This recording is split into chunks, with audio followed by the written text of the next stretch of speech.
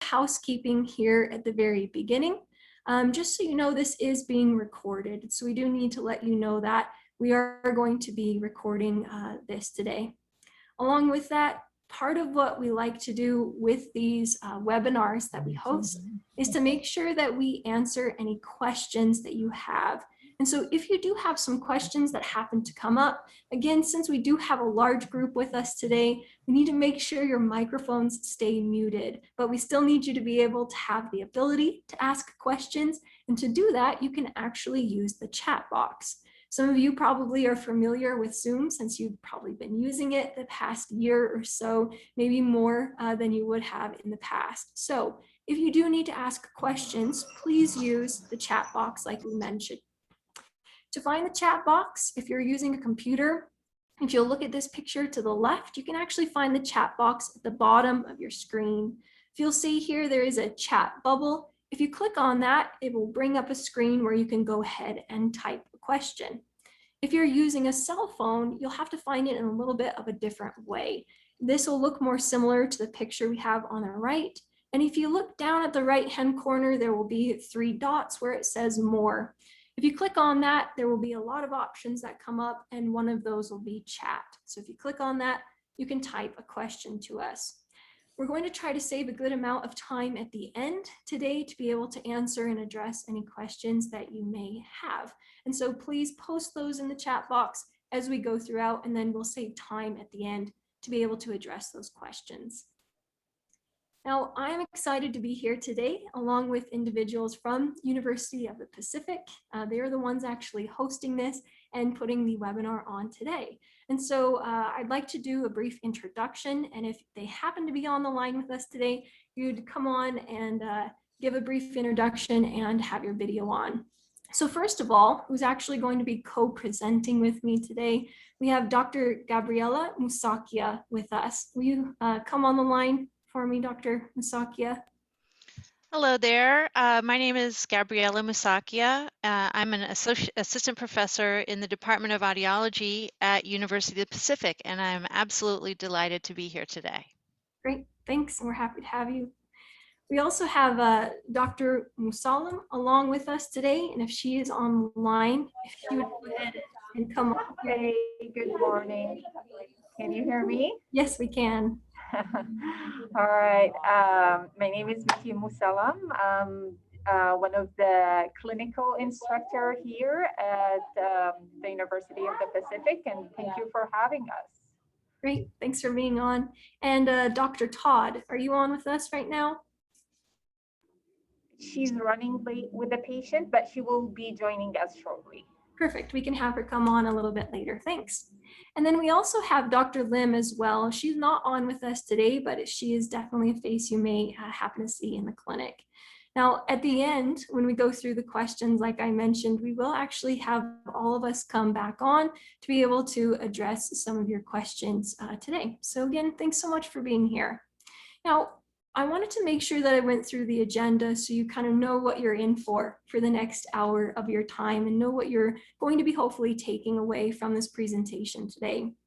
First, we want to talk a little bit about a concept we call brain hearing. When people think about hearing, they often think about their ears, what we can see actually, but hearing, there's a lot more involved with that. And Dr. Musacchia is going to take you through a nice presentation here in just a few minutes to talk about hearing and to talk a little bit about the hearing pathway and also to do some listening activities that we're excited about. After that, I'll come back on the line and talk a little bit about listening effort. This is something that a lot of people don't necessarily think about. Listening is usually just a very passive process, but when individuals have hearing loss, there is a lot more effort they actually have to put into listening and communicating. So we feel like that's an important topic to talk about. We're also going to talk a little bit about hearing aid technology and focusing more on the benefits. There's been a new technology that has come and been released at the first of this year. We're going to talk a little bit about that technology, what that is, how it's different, and what those benefits look like. At the end, like I mentioned, we will also have a question and answer session. Now, I didn't do an introduction of myself. My name is actually Shalise Butters. I am an audiologist, and I work for a hearing aid company called Au.D. And so I'm here to do a portion of the presentation today as well. Now, through the presentation, we also want to kind of get your feedback and get your input as well. And so we have a few poll questions we're going to be asking throughout our time together today. And I'm going to start with the first poll question. This gives us a little bit of a better idea of the audience and who we have online with us. So I'm going to launch this first poll question, and I'll leave this up for about 30 seconds or so you can answer. The question is, are you presently using hearing devices? Yes or no? We're getting a lot of people answering this. I'll share the results with you as well once we're finished here. Another few seconds, and then I'll show you what the results look like. All right, let me go ahead and end this polling. It looks like we have about 63% saying yes and about 37% saying no. So we've got a good mix on with us today. Now I have one more poll question that I want to ask as well, and this is specifically for those individuals that are not using hearing devices. So if you're not presently using hearing devices or a hearing device user, why have you chosen to not move forward with hearing devices? Are you just starting the process? Has hearing loss maybe not impacted your communication? Is it cost, cosmetics, or maybe is it another factor? All right, let me give you about 5 more seconds to get these answers in, and then I'll share these results with you. All right, let's go ahead and end that. And it looks like, I would love to have a little more clarity on this, but it looks like other was the largest answer here at 44%. The second one, hearing loss has not impacted communication. So that's interesting as well. Thanks very much for answering those. Like I said, it does give us a little bit of a better idea of who we have on with us today. Now, what I'm going to do, I'm going to have Dr. Musacchia come on the line and talk a little bit more about hearing loss and the auditory pathway and a number of other concepts before we move on and talk more about listening effort. Dr. Musacchia? Thank you so much. Let me share my screen.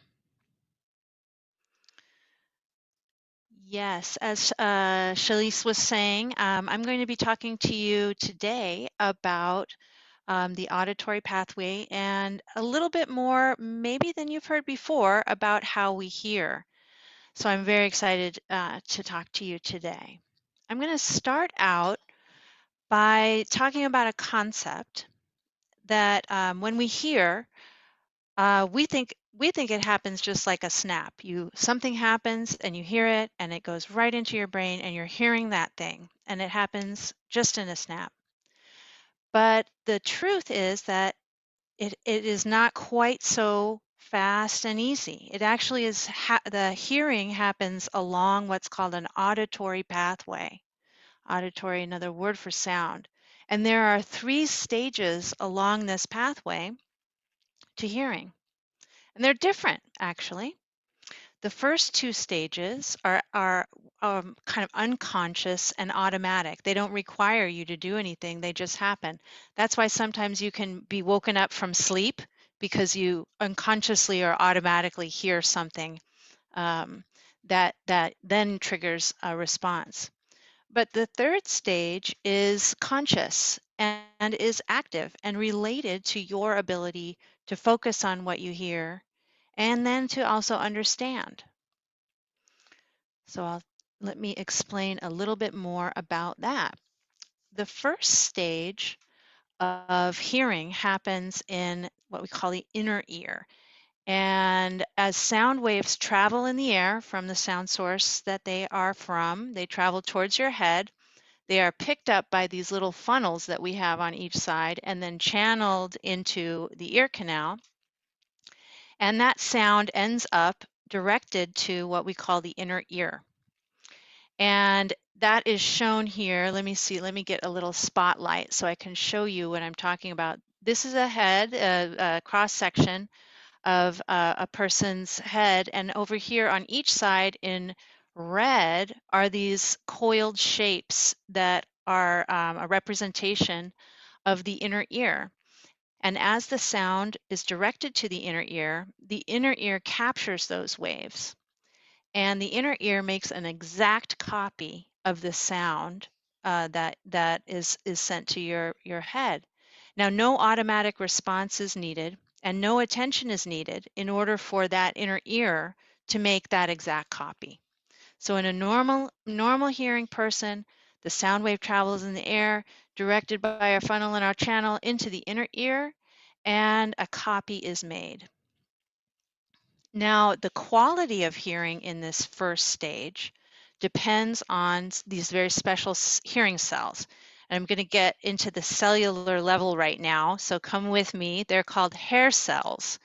And the reason why they're called hair cells is because they have these hair-like extensions that stick up on the top.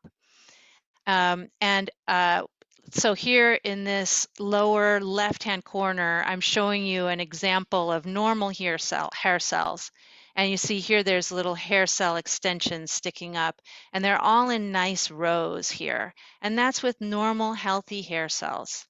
Now the hair cells are really important because they transform the sound, the copy that the inner ear, they transform the sound into nerve signals. And that's the copy that the inner ear does. If these hair cells are damaged, they cannot make as good of a copy. So the inner ear hearing depends on the integrity of the hair cells. In this middle picture, I'm showing you a picture, a representation of what damaged hair cells look like when there's moderate to severe damage. And then here on the right side, when they're severely damaged, they tend to just disappear and die off. How does this happen? Damage to the hair cells can result in hearing loss. So if you don't have fully functioning and wonderful healthy hair cells, it can result in hearing loss. That happens as a function of normal aging.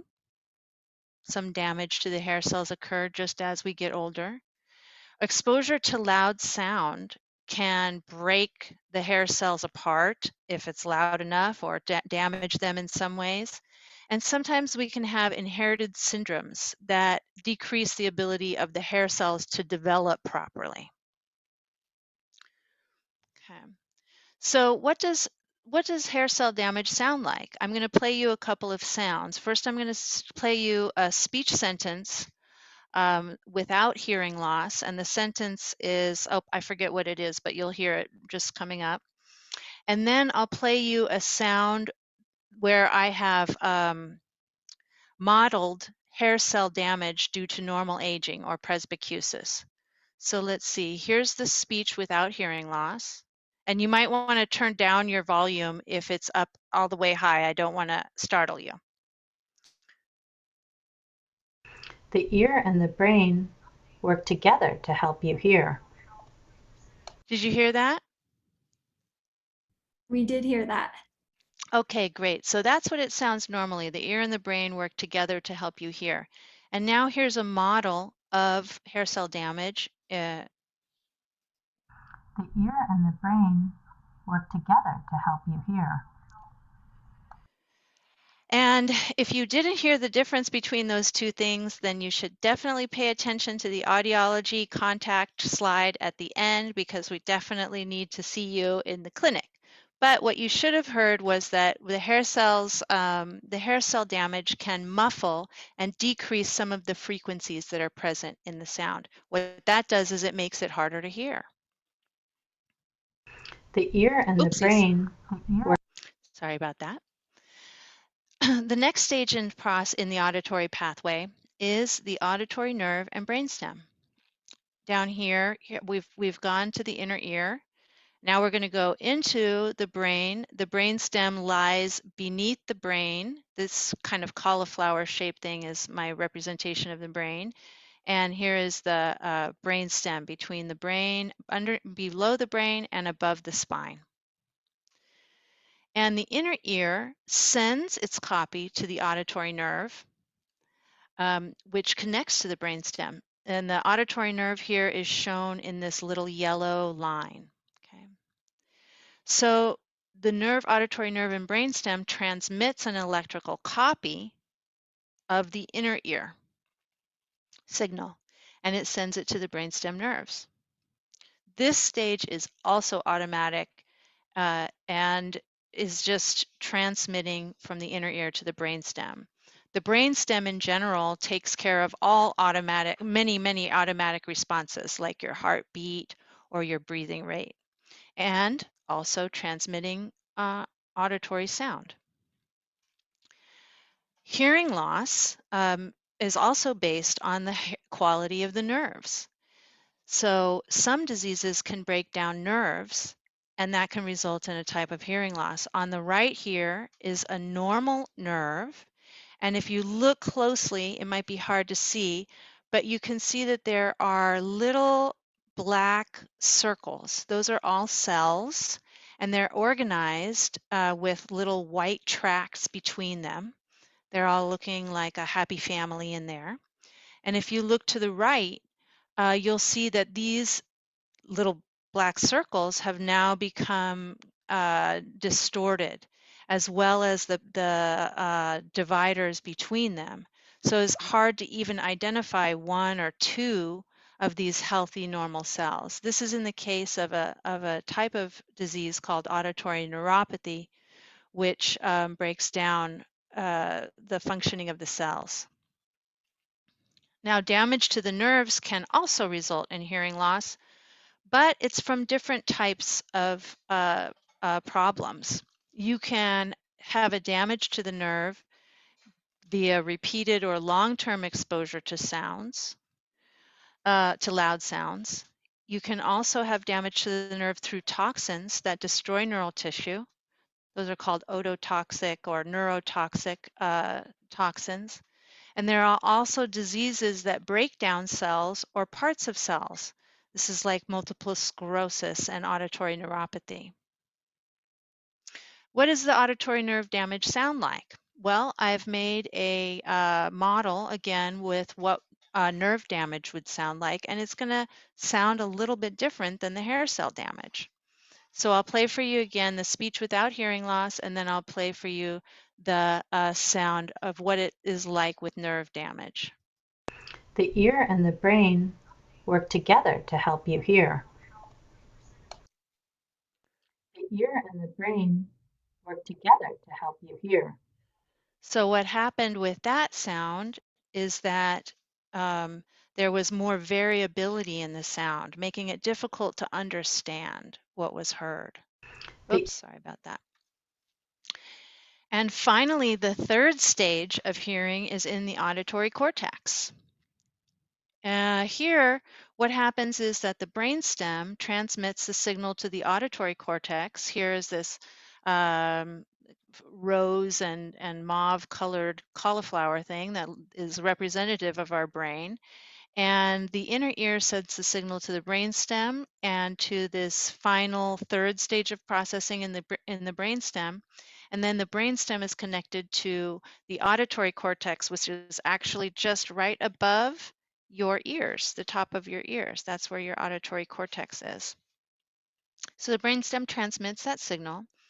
And then the cortex has an important job, which is to turn sound into meaning and to categorize, what is heard into different categories, such as voice quality. That's the reason that you can recognize your mother or your spouse's voice, is because your cortex has categorized that acoustic pattern into the file folder that says mother's voice or spouse's voice. The cortex also puts sound into context by using memory, so that what you hear now relates to what you just heard a minute ago. And that's the reason that you can remember and put concepts together.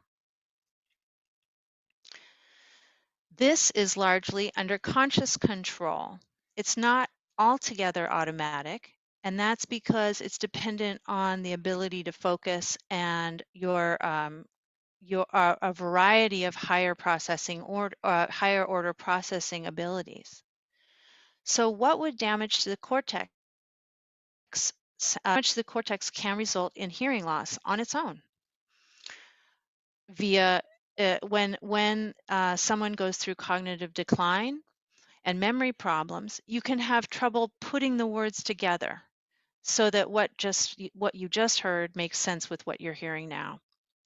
Also, attention deficits can result in a type of hearing loss because you can't focus on one person or what's being said. And this happens with ADHD and other attention deficit disorders. You can also have damage to the cortex that impacts hearing loss through ischemic trauma, which is loss of blood oxygenation to the brain, through a stroke, or through a head injury or accidents. So what does auditory nerve damage sound like? This should say auditory cortex damage sound like. I'll play you again, speech without hearing loss. The ear and the brain work together to help you hear. And then here's with cortical damage. The ear and the brain work together to help you hear. What that does is damage the incoming sound as well as the ability to make sense of the words. So I've told you a lot of perhaps what might be considered some bad news.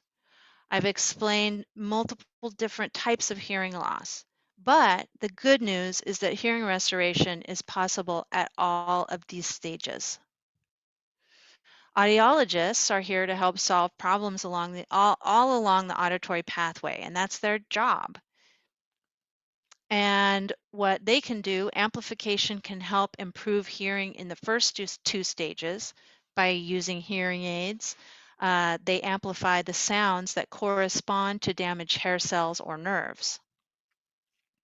Audiologists can also work with the medical team to recommend specialized listening exercises for cortical hearing loss, such as working with memory experts, oral rehabilitation experts, and also some auditory training and conditioned behavior exercises.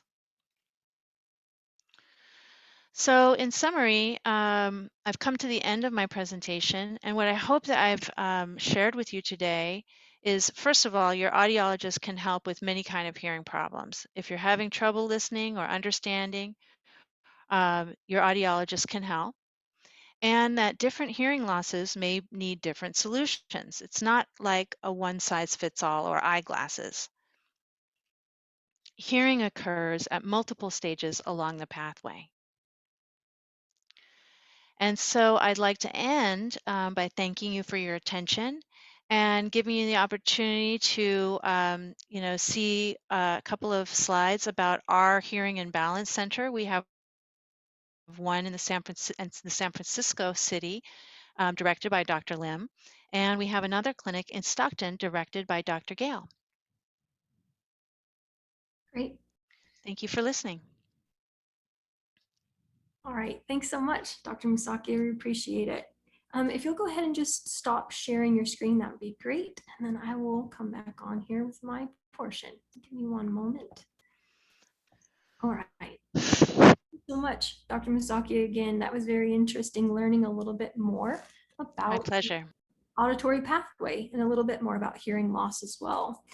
Before I get started with my part, I wanted to ask our final poll question here. And this is going into more and talking a little bit more about the effects of hearing loss. Dr. Musacchia told you about hearing loss, and now we want to talk a little bit more about the effects. And so with this, we're going to go ahead and ask our last poll question here. And this has to do with which setting have you found yourself having the most difficulty hearing and understanding?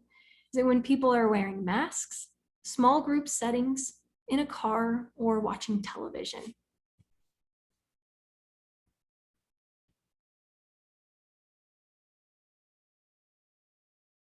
All right, we'll give it about 5 more seconds here. All right, let me go ahead and end this and I'll share the results. This is one of the most interesting questions I think we ask when we poll, is to find out. And it's interesting because this is somewhat changed, especially with what we're dealing with the pandemic right now. If you think about, people used to have more issues in restaurants and those types of places, but it seems like many of us haven't necessarily been going to some of our typical environments. And so that's why we added this wearing masks. This has been something that's been very difficult for many individuals, not even those just with hearing loss, but especially those with hearing loss, to try to hear and to also understand. So thanks for answering that poll question. And it does look like wearing masks was the #1 answer, which I'm not surprised about at all on that. Now going in and talking a little bit more about listening effort. Listening is an interesting concept. When we think about hearing, oftentimes we think about the perception or understanding that sound is there. And to take things to the next level, we have listening. That actually is the ability to understand spoken language and to understand what is being said. So when you communicate, you have to understand what is being said to actually have conversation. Now, when it comes to individuals that have, I guess, normal or typical hearing, if you will, listening and communication is typically a very passive process. It's something where they can go into an environment and not have to put a lot of effort into the task to be able to have a conversation. Now, on the other hand, when we look at individuals with hearing loss, this changes. When somebody has a hearing loss, they usually have to put a lot more effort into listening, into having a conversation, into understanding. Now, one of the things that's been interesting about listening effort, this is not really something that I would say was on my radar even, 6 or 7 years ago, but it's something that we've learned more and more about in the last number of years. Now, I mentioned that I work for a company called Au.D, and at Au.D, that's one of the things that we really try to look at is this concept of listening effort. And if the technology that we are bringing to the market actually can help and make listening effort or make a person have to put less listening effort into a task. Now, what's interesting about listening effort is you can actually look at it in a number of ways. You could have a test where you have somebody sit in an environment that's very difficult to listen, and you could ask them, how difficult was that for you to hear and understand? So that's a very subjective approach to trying to look at listening effort. There's also an objective approach that I like to talk about because I think that it's fascinating and it's something that we have used to look at listening effort, and that is something called pupillometry. Now, pupillometry is a way for us to actually measure objectively listening effort and how much effort somebody has to put into a task. And basically what it is it's a way for us to be able to look at somebody's pupils. If somebody's pupils are dilating and getting bigger, we know that they're putting more effort or more cognitive load into a task. And you can actually measure how much effort somebody is putting into listening and to communicating. So that's something that we have looked at and that we have measured in the past to see if new hearing aid technology is making it so people can put less effort into the task. Now, the other concept that I think is important to talk about when it comes to listening effort is not only you understanding if you are somebody that has hearing loss, but also family members and communication partners that you may have understanding this concept. Because a lot of times when communication is not fluid or easy or smooth, people can tend to get frustrated. And a lot of times people don't understand if they don't have a hearing loss, how difficult and how tiring it can be, especially at the end of the day, when somebody has put a lot of effort into listening, people don't always necessarily understand that. So I think this is an important topic for family members and again, primary communication partners to also understand that if somebody has a hearing loss, it takes more effort to listen, which can end up being more tiring. Now, the reason why this happens, and we need to kind of look at and understand what's going on to really understand why people with hearing loss have to put more effort into a task. Now, what is happening, and Dr. Musacchia talked a little bit about this, we know how important that entire auditory pathway or that hearing pathway is to not only hearing that sound is there, but also to understanding. Now, if somebody has a hearing loss, what's happening is the brain is getting less of that information that it needs to really understand and distinguish the difference between different words and what is being said. When that happens, it makes it a lot harder to try to recognize and understand what has been said and recognize different sounds. Now, with that, what happens is the brain has to put more effort into trying to decode what is said and to try to understand and to keep up with the conversation. And that's where that increased listening effort comes into play. It's all as a result of the brain not getting the information that it really needs. Now, one of the things that we've also been able to find out is that if someone has to put more effort into listening, they can also measure to see how well people can remember conversations. If somebody has to put more effort into listening, we know that one of the results can be that they have a harder time remembering conversations because their brain resources were being used to do other things, like put more effort into listening. Now, at Au.D, one of the things that we have worked to do, and one of the things that we often talk about, is this concept of brain hearing. And the whole idea behind that is, how can we create technologies that actually give the brain what it needs in terms of sound? And so we talk a lot about brain hearing and how the brain is such an important process and plays an important role in hearing and understanding. Talking a little bit and shifting from listening effort more to technology with hearing aids. One of the things that hearing aids have worked to do in the past is to help people in difficult listening environments. If you ask almost any audiologist or hearing care professional, what is the #1 complaint or issue that people have when they come into the office? Where do people need most help? Usually people are going to say in difficult listening environments. Some examples may be a restaurant that's loud and noisy, or if you're having a family party where there's a lot going on. Those are typically the areas where people have the most issues hearing. And we did our poll question. We obviously saw that mask was the #1 answer, and that's not surprising again because masks can make it very difficult. We don't have the visual cues that we all use to be able to try to understand. But typically, pandemic aside, it's going to be those difficult listening environments like a restaurant, family gathering, a community center, those types of places. And so what hearing aid manufacturers try to do is how can they make and improve listening and understanding in those difficult environments. Now, what hearing aid technology has done in the past is build in this concept of, with the hearing aids, only picking up what's coming from in front. So if somebody gets into a difficult environment like a restaurant, hearing aid microphones will almost shut off and not pick up what's coming from the side or behind, but just focus on what's coming from in front. Now, this can work in situations where you're truly only having a one-on-one conversation with somebody right in front of you.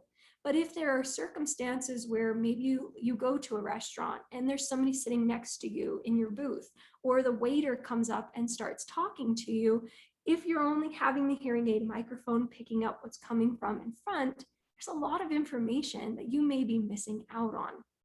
So a number of years ago, we developed a technology that actually, even in difficult listening environments, we can keep that kind of environment around you open. So you have access to hear everybody who happens to be in the environment. And what this technology does is it gives a preference for speech. We know that speech sounds are typically the most important, and so it gives a preference for speech. Now, in January of this year, we released a new technology that is actually pretty exciting and very interesting to learn about. And what this technology actually did is use the concept of artificial intelligence. Now, AI or artificial intelligence, I feel like, is something that's being used more and more and more. And it seems almost commonplace where if something has AI, it's kind of like, all right, it has AI. But AI is used in many different ways and in many different aspects of the world around us. And what we wanted to do is look at artificial intelligence and figure out how could we use it in a way that can help patients or help people who are using our devices even more in those difficult listening environments, like a restaurant, like a family gathering. And so what we did is we used artificial intelligence through the use of something very specific called a deep neural network. And if you want to learn more, we're not going to go into details about that, but if you want to learn more, you could actually Google the term Au.D deep neural network, and some YouTube videos will pop up so you could learn a little bit more about that concept if you want some more information about the actual technology. But when it comes to the deep neural network and focusing more on benefit, what it does is it does a much better job at being able to help the hearing aid understand what is important and what is speech, and what isn't important, what is noise. And what the technology helps to do is if something is identified as noise, it's going to make that much less emphasized and speech will be brought out more. So when you're in those difficult listening environments, the thing that you usually want to hear is speech. You want to be able to still have a conversation. And this technology allows you to continue to be able to do that. And like I said, if you want to learn more about that, it is a very interesting concept. And to learn more about the technology, please feel free again to Google Au.D and deep neural network. Now, with hearing aids in general, it doesn't matter what hearing aid it is, which manufacturer it is. The great thing about hearing aids is that they can be fine-tuned and tailored to you. I know that a lot of you, it looked about 63% of you on here today were using hearing aids. So you've gone through this process, you know what this looks like, but it's important to not forget. And if for those of you who have not gotten hearing aids and you're looking into it and you're interested, hearing aids are not a one-size-fits-all solution. There is a lot that goes into making sure that the hearing aid is fine-tuned for you and your specific situation. When it comes to people in general, we all have our different listening preferences and our different listening needs. I could have the same hearing loss as my neighbor down the street, and they may need a little bit more support or more help in difficult situations. And the great thing about the audiologists or your hearing care provider, those at University of the Pacific, is they can listen to you and what is it that you need and fine tune those hearing aids specifically to you, again, regardless of who the manufacturer is. There is technology that they can go in that if you're having issues or difficulties in certain situations, they can make changes to the hearing aids to try to give you more support. So that's something that is important to note. If you've not gone through this process, this is a very tailored solution. Hearing aids are. They are not a one-size-fits-all. Now, going into and talking a little bit more about some other technology. When you think about hearing aids are the basis or the foundation to kind of taking the first step to hearing better. Now, through the past number of years, I would say maybe 8 to 10 years, new technology has also kind of come on the scene. And what we talk a little bit about is connectivity. These are other devices or other things that you could use along with your hearing aids to be able to hear better in certain situations or to get advantages in certain situations. And what I'm going to cover in the next few slides, they are not necessary, but it's something that a lot of people ask questions about and are very interested in. So I like to make sure that I cover and talk a little bit about the next few slides. Now, with hearing aid technology, in the past, if you already have a hearing aid, maybe you are using an app to be able to connect with on your smartphone. The other thing that maybe you have been using is the ability to actually take phone calls and have those phone calls stream directly into the hearing aids. Hearing aids often have Bluetooth technology that allows them to connect to other devices, your smartphone being one of them. That's one of the big benefits that many people like to use, is to have a phone call and have that sound stream directly into their hearing aids so they can hear better with those phone calls. Another thing that we have is smartphone apps. And most hearing aid manufacturers, if not almost all of them, have a smartphone app that you could utilize. Now, these are usually free apps that you can download on your phone, and depending on the manufacturer that you may have or the hearing aid that you may have, there's different functionality in the apps. But in general, most hearing aid apps will allow you to look at the app, to change the volume, to potentially change the programs, or even mute your hearing aids if you're not wanting to hear them for some reason at that time. And so one of the great things about the apps, again, is that they traditionally are free and they give you the ability to very discreetly make changes if you choose to do so. Now, another two pieces of connectivity that I wanted to talk a little bit about and address are, number one, TV adapter. Now, like I mentioned, most hearing aid manufacturers have a TV adapter that give you the ability to be able to take the sound from your television and stream that directly into the hearing aids. One of the other common, I guess, complaints or issues that people will talk about when they go into an audiologist's office is they'll go in and they say, you know, when I listen to the television, I listen to it very, very loud, and everyone else in the room doesn't want to listen to it as loud as I want it. So one of the great things about the TV adapter is it gives you the ability to stream sound into the hearing aids. You would have the ability to control the volume that you felt was comfortable, and the other individuals in the room could control the television volume. So it makes for a much nicer listening environment if you are watching television with those in your household. And one of the other popular pieces of connectivity as well is something that at Au.D we call Connect Clip. Again, most of the other manufacturers have a device that would work very similar to this. And one of the great things about this, and thinking about the pandemic that we're dealing with still, like we talked a little bit about, masks make it very difficult to be able to hear and understand. And so one of the nice things about these devices is this actually has a microphone in it. If you're having a conversation with somebody, let's say that maybe you're having a business meeting and you go to a restaurant and you want to be able to hear them the best that you possibly can, you could give them this device and they clip it on their shirt, and this is picking up their voice. Their voice is being streamed directly into the hearing aids. So you have that direct access to their voice and can have a much better listening situation in those environments. Device like this also allows you to be able to change hearing aid volume as well, and to be able to mute hearing aids. So it gives you a number of different functionalities. Now, like I mentioned, with these pieces of connectivity that we just talked about, these are not necessarily necessary, but a lot of people we find, especially I would say in the past 3 or 4 years, awareness of these devices have grown, and oftentimes people have quite a few questions about these. Now, I haven't noticed anybody typing questions in the chat box. Please feel free to type any questions that you have about anything we've covered today into the chat box so we can make sure to address those at the end. One of the last things that I wanted to talk a little bit about as well is rechargeable hearing aids. It was interesting, when I was in the clinic a number of years ago, rechargeability wasn't really something that was very popular. Rechargeable technology had not really grown to where it really needed to be to have people want to use it as much. Now, rechargeable technology has improved greatly, and the technology that we're using and many of the other manufacturers are also using is a lithium-ion technology for the battery.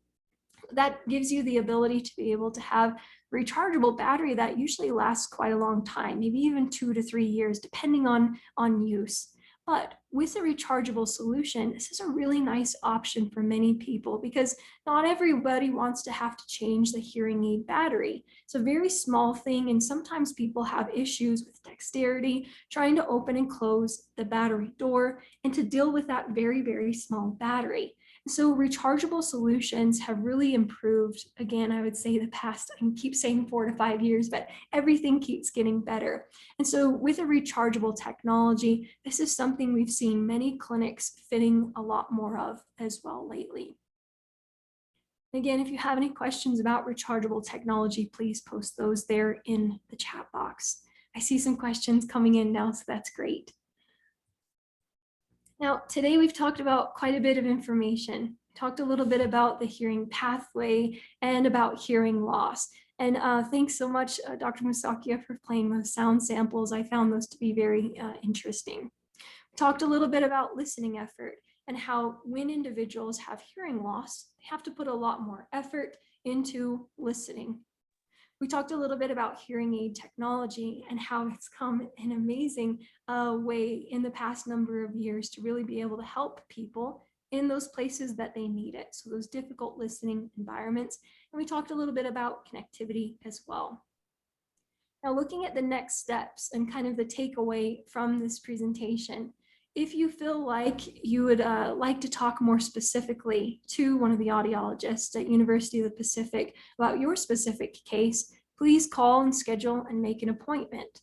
They can talk to you about hearing loss. They can talk to you about technology if it's appropriate for you, and looking at the different technology options, the different hearing aids that are available to figure out what would work best for you.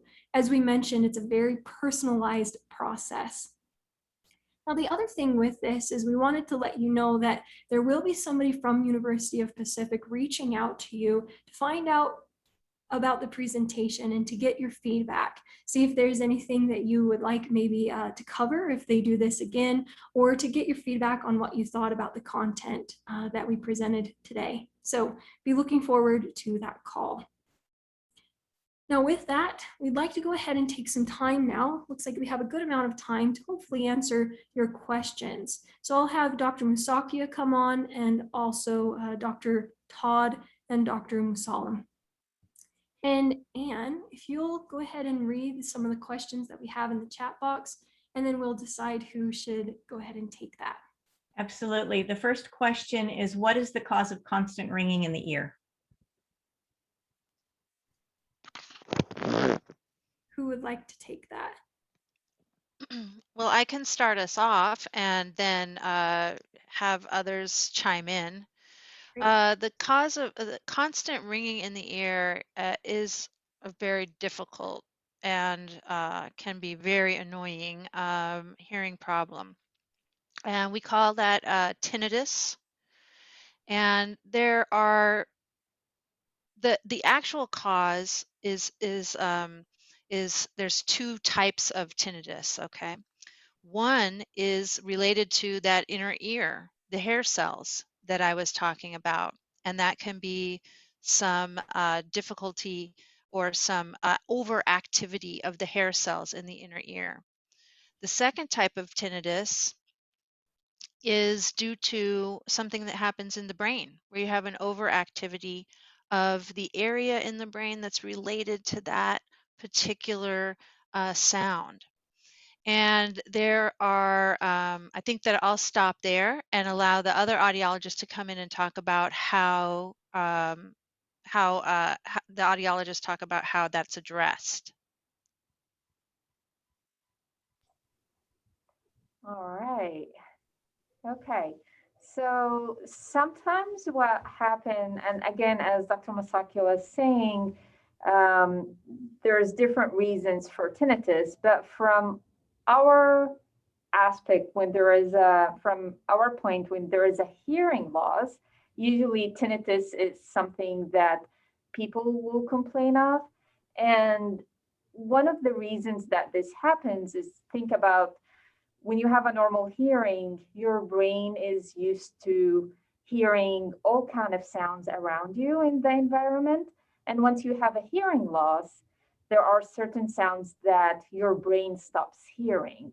And one of the things that your brain, or one of the mechanisms that your brain will use, is actually compensate for these sounds by generating this sound that we call tinnitus.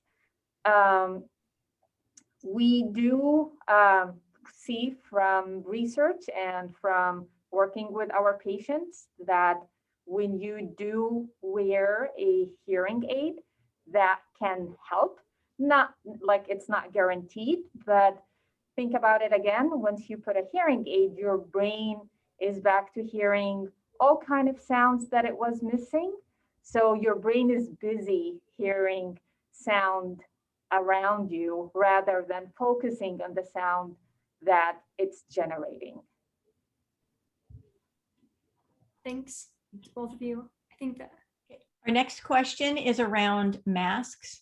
Love the microphone and mask solution. Does anything like that exist for those who don't wear hearing aids yet, but who still struggle to hear others when wearing masks? And are there any ideas that are better for those of us who wear hearing aids? Ideas on masks? I'm not actually aware of really anything for those that are not using hearing aids, like a remote microphone solution. Does anybody else on the line know of something for those who are not wearing hearing aids, if there's a device to help with that?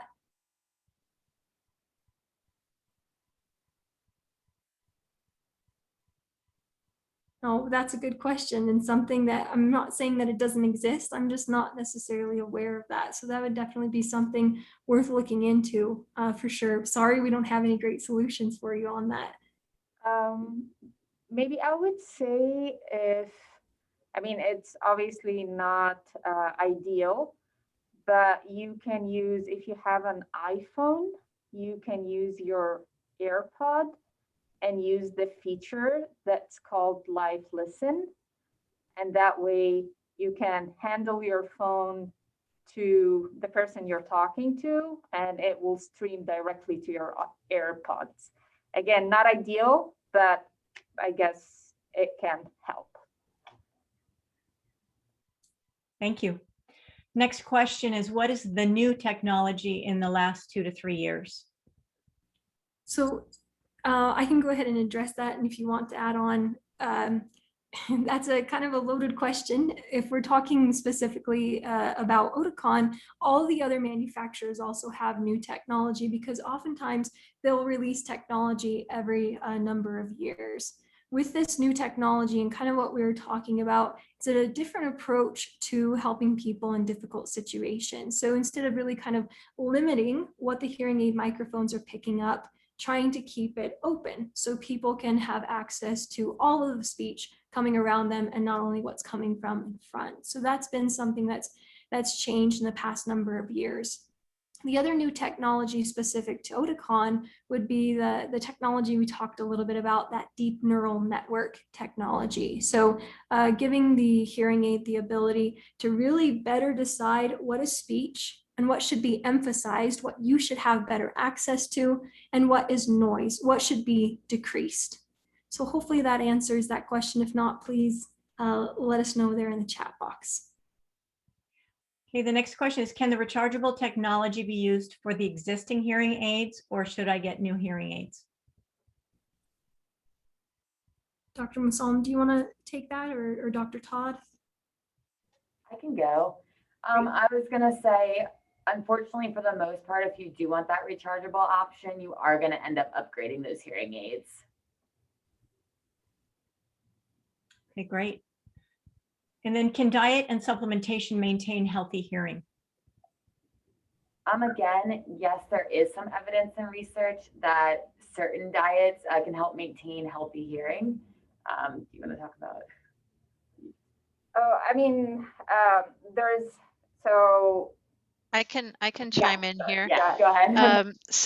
So while there is some research that diets, as Dr. Todd was saying, can contribute to maintaining healthy hearing, what is known more is that poor nutrition and poor diet can contribute, very poor nutrition, very poor diet can contribute to the decrease of hearing function. And the reason is because the cells need nutrients just like our body needs nutrients. So if we don't have enough, balance of minerals, some of our neurons don't operate properly. If we don't have enough oxygen, if we don't have enough blood flow, those kind of things, then our cells suffer. So, and hearing is no different than any other sense or feature of our body. So, maintain healthy hearing just like you maintain healthy life. And going into poorer nutrition and poorer exercise, poorer health will also impact your hearing function. Great, thank you. I'm going to combine two questions together. Is UOP Hearing a medical provider? And then do you accept any health insurance plans to cover any part of the cost of your hearing aids? I can answer as far as the insurance. Please call your preferred clinic and speak with them directly regarding the insurance. And then I will pass the first question back to the University of the Pacific.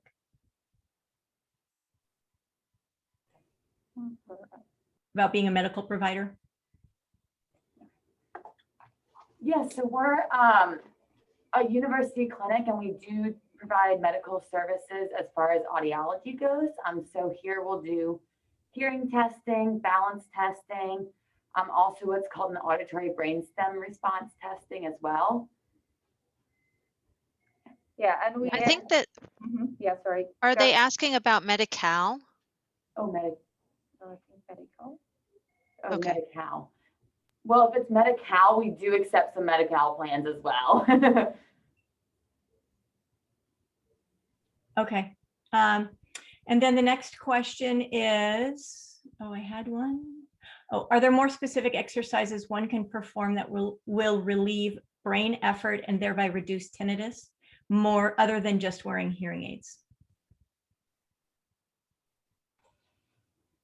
Yeah, so there are evidence showing that there are different factors that can elevate, or actually that can increase your tinnitus and make it worse.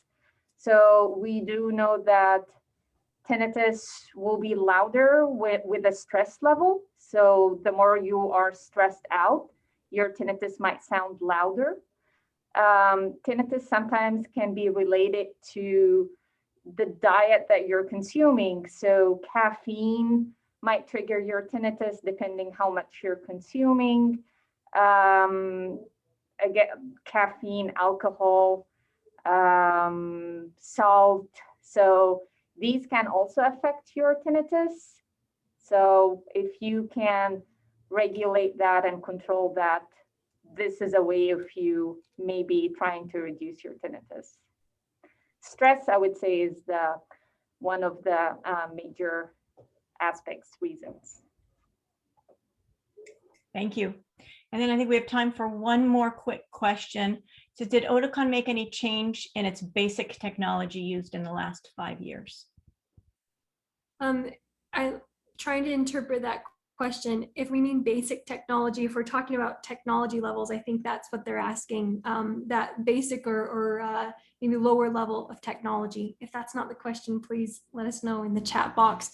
And the answer to that is yes. We actually came out with a new device last year. It came to the market in May. And there were some benefits to that technology. I don't want to take the time, sorry, to go into those details because it looks like we're about out of time, but I do recommend that if you want to learn a little bit more about that basic technology, it's called Ruby, actually, definitely call and schedule an appointment and they can go into a little bit more about those details. Hopefully that helps. Thank you. And then I am getting a couple more questions regarding insurance, Medi-Cal. Again, please contact either the San Francisco or the Stockton Clinic directly to discuss. All right. So it looks like we've come to the end of the time. I know that there are still some questions that maybe aren't answered. It would be great for those of you who have those questions, if you could reach out and schedule an appointment. Also, what we could potentially try to do is make sure to pass those questions on to University of Pacific and potentially reach out to you. We should have your email that you used to register today, and you can reach out to try to answer some of those questions because we do want to make sure that we get your questions answered. And thanks very much for asking the questions that you have and for spending the time that you did with us today. Anybody from University of Pacific want to say anything else? We just want to say thank you for attending. And if you do have any questions, feel free to reach out. I know we're both very happy to take the time to answer them, whether via phone, email, or whatever works best, or via appointment if that's best too. So thank you. Thanks, everybody. Have an excellent day. Thank you. Bye.